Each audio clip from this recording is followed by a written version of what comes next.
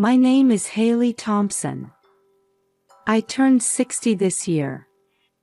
I live alone in a quiet suburban neighborhood outside Chicago.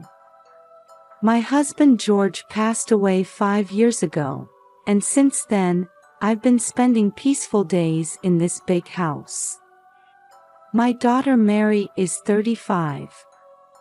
She has a kind personality like me, but she's much prettier. Her brown curly hair and big blue eyes always charm those around her. Mary's husband Jacob is 37 and works as an IT consultant. When I first met him, I thought he was a dependable person, tall and handsome. And then there's my precious grandson Jack. Now 8 years old, he inherited Mary's eyes and Jacob's stocky build. I love his curiosity and how he's always eager to learn new things. 2 years ago, when I heard they were moving to Europe for Jacob's work, I was honestly heartbroken. But wanting the family to be happy, I sent them off with a smile.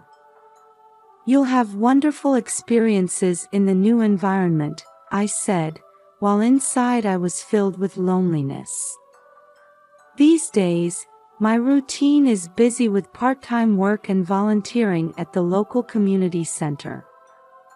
I work 3 days a week at the Maple Grove bookstore, organizing books and helping customers.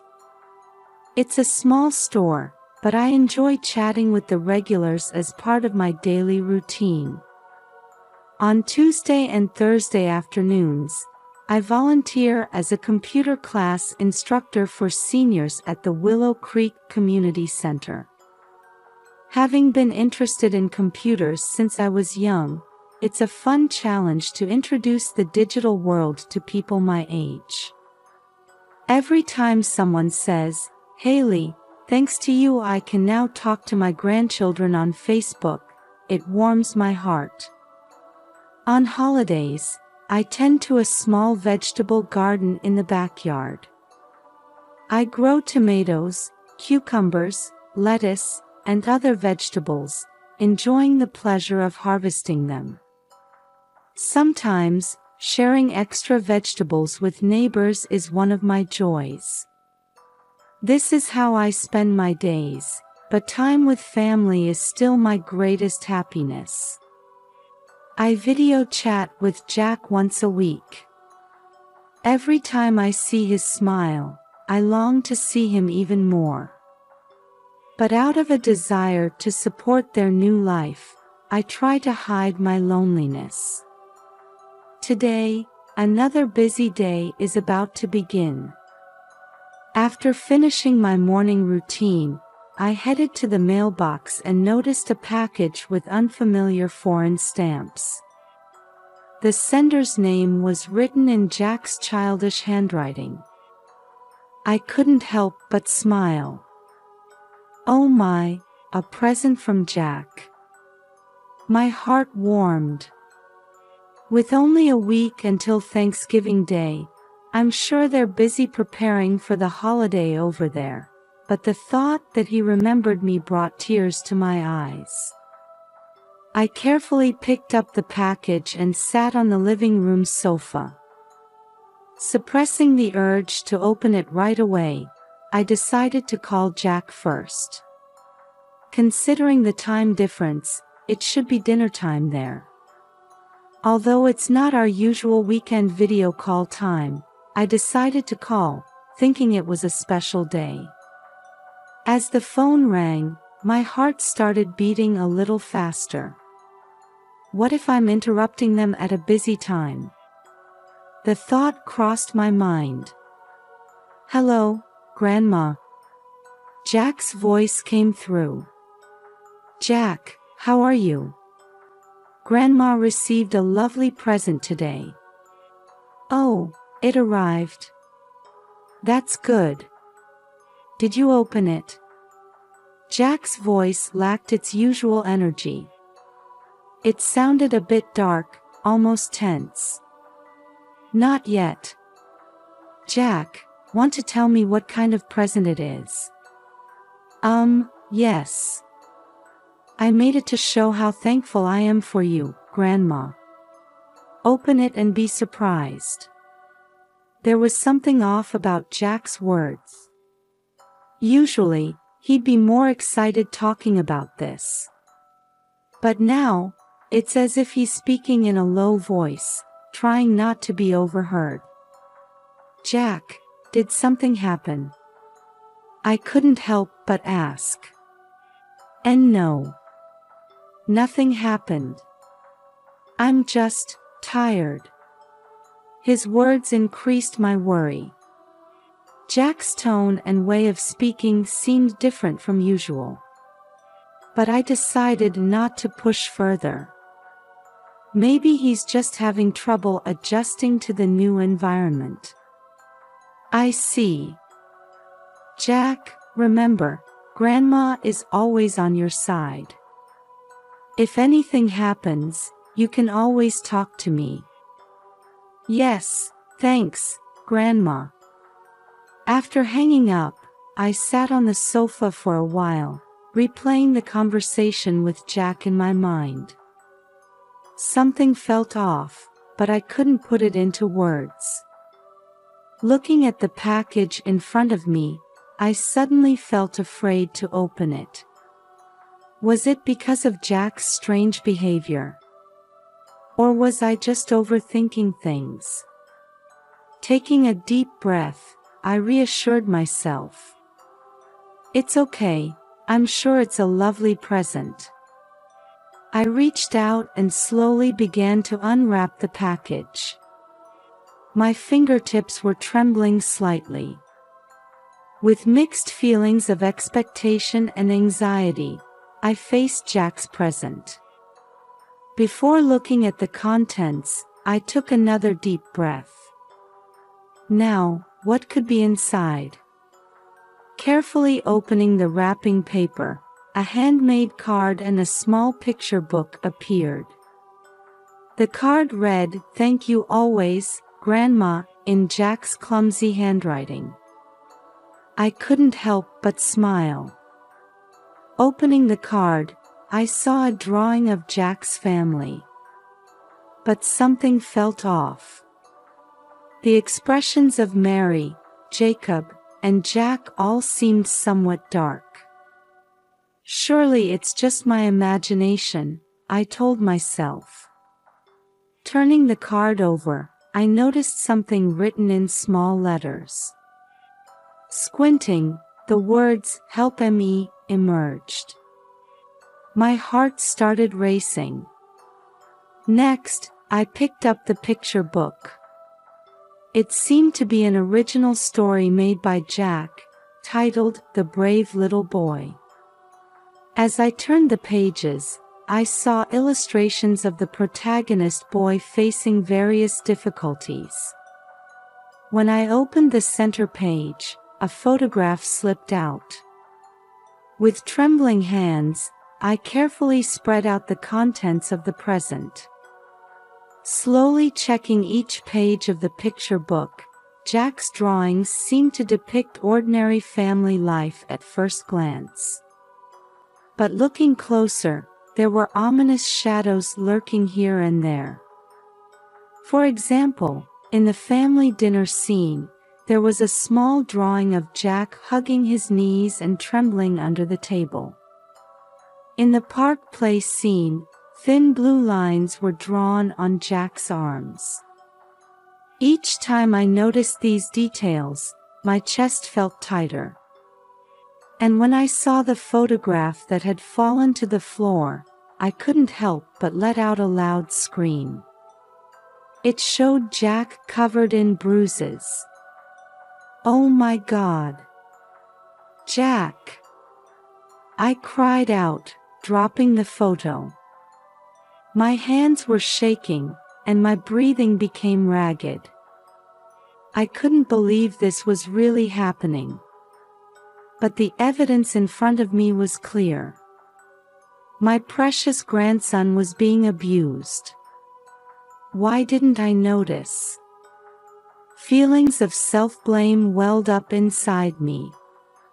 Should I have observed Jack more carefully during our weekly video calls?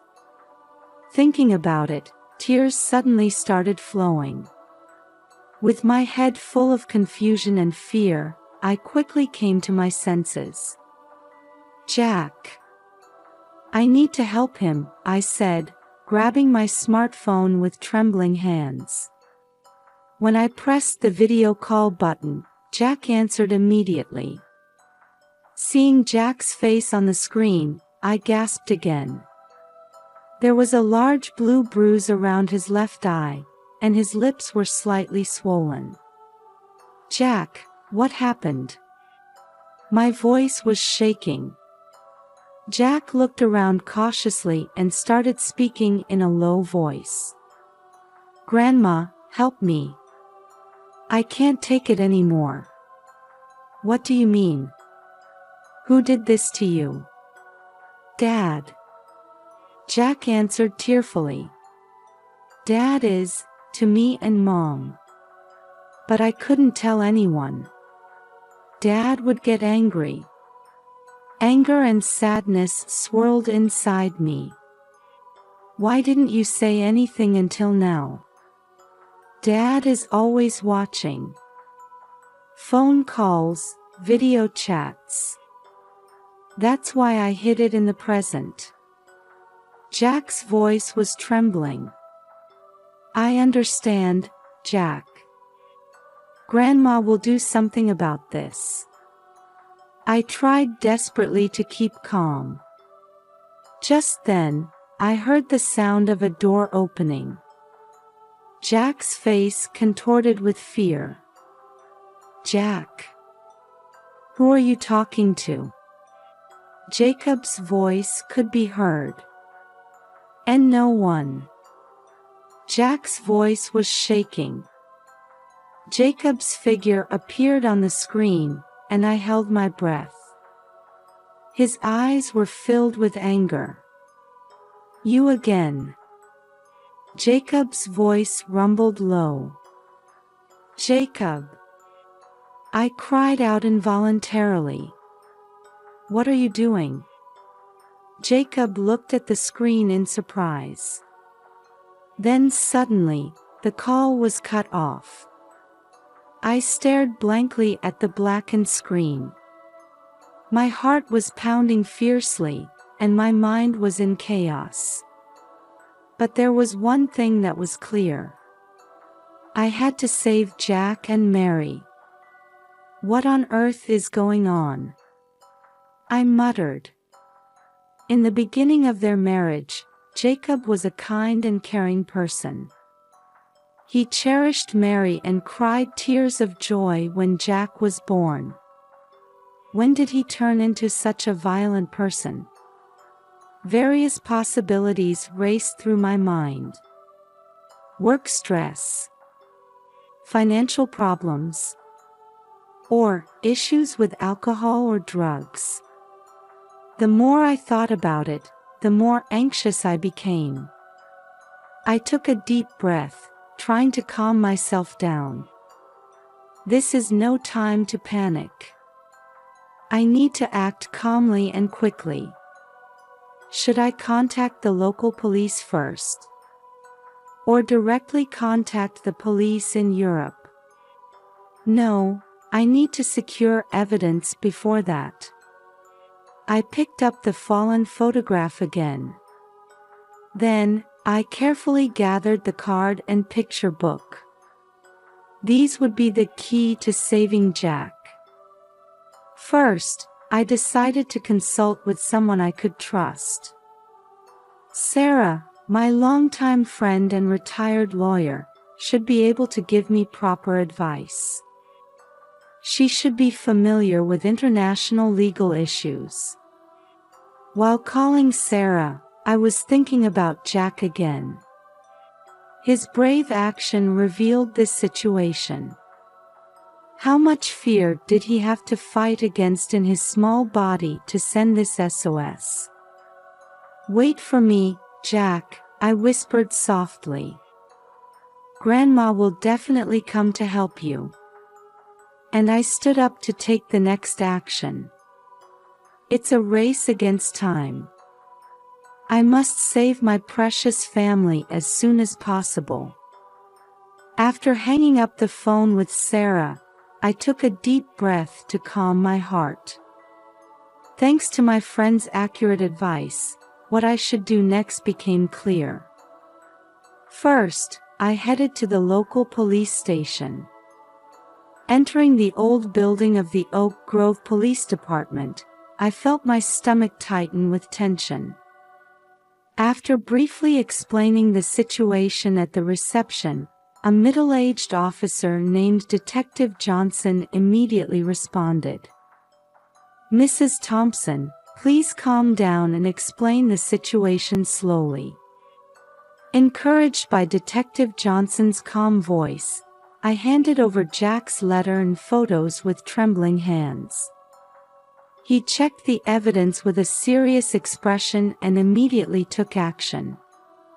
"Since this is an international case, we'll contact Interpol first." Hearing those words, I felt a little relieved. Detective Johnson talked on the phone for a long time, occasionally asking me questions for confirmation.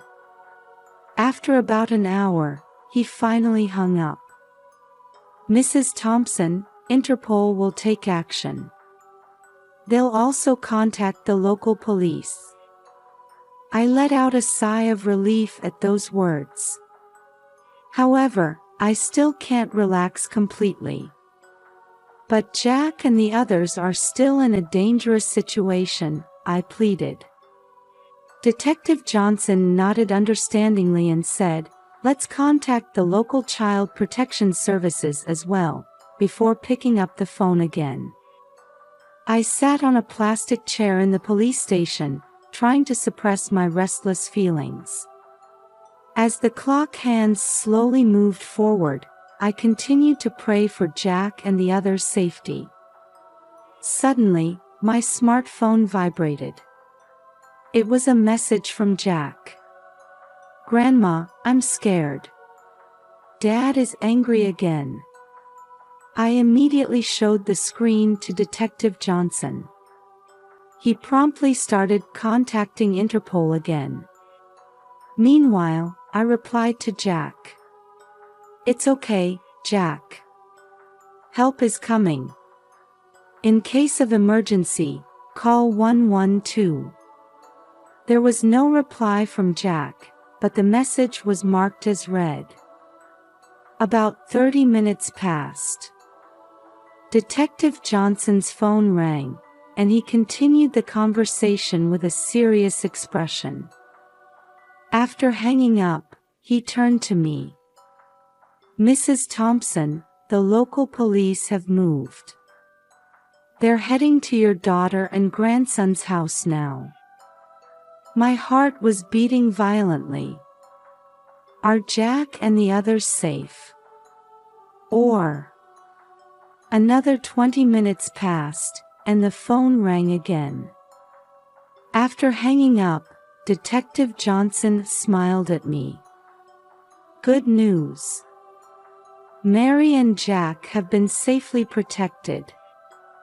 Jacob has been arrested and is being questioned." The moment I heard those words, tears flooded from my eyes. Relief and joy washed over me, and I cried out loud. Detective Johnson gently placed his hand on my shoulder and said, "You did well. Your courage saved your family." That night, I was able to video chat with Mary and Jack. They both looked tired, but knowing they were in a safe place calmed my heart a little. "Thank you, Mom. You saved us," Mary said tearfully. Jack also said in a small voice, "Thank you, Grandma." I was filled with the desire to hug them through the screen. "It's okay. You're safe now. I'll protect you firmly from now on." That night, I couldn't sleep for a long time. I still have endless worries about what will happen from now on. But we've escaped the worst situation. From tomorrow, I must start preparing to welcome Mary and the others to America. I took a deep breath and gradually fell asleep, holding hope for tomorrow in my heart. On the day Mary and Jack were to return to the States, I headed to O'Hare International Airport early in the morning. While waiting in the arrival lobby, I could feel my heart pounding. Finally, I would see my beloved family. It was a complex emotional state, mixing joy with anxiety about the future. When the arrival board displayed their flight's arrival, my heart started beating even faster. And then, among the people coming out of the gate, I finally saw Mary and Jack. "Mom!" The moment I heard Mary's voice, I ran towards them, tears flowing freely. "Mary! Jack!" I hugged them tightly. Jack clung to me with his small body, while Mary was shaking with sobs. "I'm sorry, Mom. I should have asked for help sooner." Mary's voice was trembling. "It's okay, Mary. You're safe now," I gently rubbed her back. In the car on the way home from the airport, Mary began to talk about Jacob's transformation. It started with work stress, then he gradually became dependent on alcohol. After the overseas assignment, his violence escalated due to feelings of isolation. He said it was to protect us, but that was just an excuse, Mary said quietly. When we arrived home, the neighbors warmly welcomed us. Mrs. Wilson brought a homemade apple pie, and Mr. Johnson gave Jack some children's books. The warmth of this community touched my heart deeply. That night, the three of us sat on the living room sofa and talked for a long time. Jack gradually started to smile, and Mary's expression began to show signs of relief. The following week, the local church group offered their support. They helped with various aspects, such as introducing counseling services and supporting Jack's school enrollment. "Everyone is so kind," Mary said, tearing up. "Yes, you're not alone, Mary," I squeezed her hand. Jacob's trial began 3 months later. As the evidence came to light, the severity of his crimes became clear. Eventually, Jacob received a long prison sentence. After the verdict, Mary turned to me and said, "Mom, I can't forgive Jacob, but I've stopped hating him." I hugged her and encouraged her, "You're strong, Mary. Let's look forward and live on." As time passed, our lives gradually stabilized. Jack began to fit in at his new school, and Mary started working at a local company. One day during dinner, Jack suddenly said, "Grandma, I'm happy." At those words, Mary and I looked at each other and smiled. "I'm happy too, Jack," Mary gently stroked her son's head. "That's right. We're together. We'll continue to be happy," I said, looking at both of them. At night, alone, I gazed at the full moon visible from the window and reflected on our journey. Having overcome this painful experience, our family has become stronger. And this experience has taught us the importance of family bonds and the courage to take action. From tomorrow, surely various difficulties await us. But we no longer need to be afraid. We have hearts that care for each other and the courage to overcome. George, watch over us. We'll be all right, I spoke to my late husband, looking up at the sky.